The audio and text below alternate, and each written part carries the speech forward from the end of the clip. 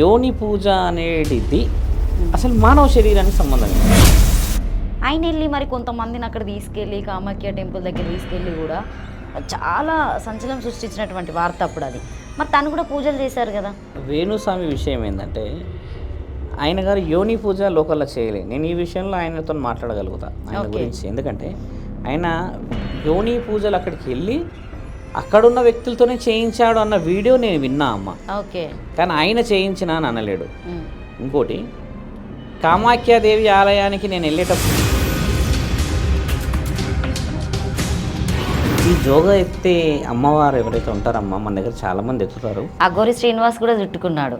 వాడికి ఏం లేదు, అదంతా ఒత్తి బొచ్చే. అది నిజమైన అది బొచ్చ, అసలైన బొచ్చ కాదు అది. ఈ ఎల్లూరి శ్రీనివాస్కి ఆ పూజ అనేది తెలియదు ఇంతవరకు. పూజ నియమమే తెలియదు ఇంతవరకు. 40 సంవత్సరాల దాటిన వాళ్ళకి యోని పూజలు చేసేది లేదు. యోని పూజలు చేయాల్సింది కేవలం స్త్రీలే. యోని పూజ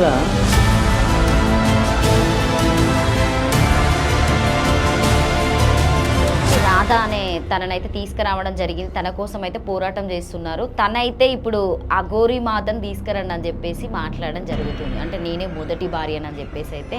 సో మీ ముందు మీ దగ్గరే ప్రూఫ్స్ ఉన్నాయి, మా దగ్గర కొన్నే ఇచ్చారు వాయిస్ ట్రాన్సాక్షన్ జరిగినటువంటి. సో బ్యాంక్ అకౌంట్కి సంబంధించిన